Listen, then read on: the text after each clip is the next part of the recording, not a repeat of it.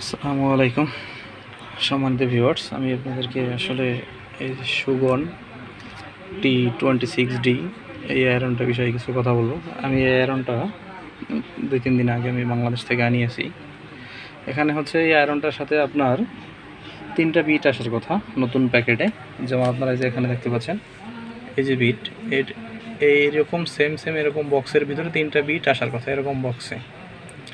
কিন্তু তারা বললো কি আমাকে যে এরকম নাকি 3টা বিট দেয় না, শুধু সিঙ্গেল বিট দেয়। আচ্ছা, মেনে নিলাম। তারপর আমি বললাম এই যে মাঝখানে যে নাইফ ক্যাটাগরির এই বিটটা আমাকে দিতে বললাম। তো তারা করলো কি, আমার এই বিটটা দিয়ে দিল, এই যে চোখা। এটা আপনারা যারা আইসি লেভেলে কাজ করেন তারা খুব ভালোভাবেই জানেন যে যারা আইসির কাজ করে বেসিক্যালি তাদের কিন্তু এই বিটটারই বেশ প্রয়োজন পড়ে। এটা কিন্তু লাগে এইটা অথবা এইটা মাইক্রো জাম্পারিংয়ের ক্ষেত্রে লাগে, অথবা দেখা গেছে যারা আপনারা আইএসপি করে কাজ করেন তাদের লাগে।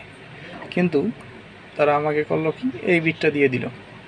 আর সান্ত্বনা স্বরূপ দিল কি, এইগুলো এই দেখেন, এই যে এই বিটটা কিন্তু এই যে আপনার এই এখানে এখন আমি কি করেছি, এই আমার এই চোখা বিটের মাথায় আমি এটা লাগিয়ে নিয়েছি।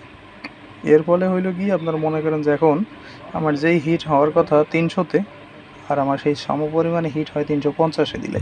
আর এই দেখেন, মাত্র আমি 3 দিন কাজ করেছি এটা দিয়ে। 3 দিন কাজ করার ফলে এই যে দেখেন মাথাটা ক্ষয় হয়ে গেছে অনেকখানি, আশা করি দেখতে পারছেন। তাও কিন্তু আমি একটা আইসির কাজ করিনি, রেগুলার যে কাজ তা করেছি, তাতে আমার এই দেখেন এই অবস্থা। তাহলে আমি কিন্তু বর্তমানে আপনার ওমানে আছি। আমি চাইলে এখান থেকে এই আয়রনটা আমি নিতে পারতাম অনলাইনের থেকে অর্ডার করে। তো সেই হিসেবে আমার বাংলাদেশি টাকা পড়তো 12,000 টাকা সামথিং। কিন্তু বাংলাদেশ থেকে আমার এই আয়রনটা নিয়েছে আপনার 16,000 টাকা। তো 16,000 টাকা নেওয়াতে আমি আসলে কি চাইলাম আর কি পাইলাম।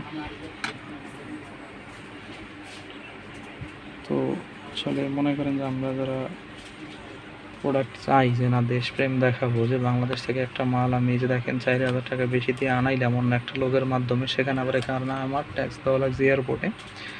এয়ারপোর্টে আপনার মনে করেন যে প্রায় 2,000 টাকার মতো আমার ট্যাক্স দেওয়া লাগছে এই মালটার কারণে, কারণ এটা ইলেকট্রনিক্স প্রোডাক্ট।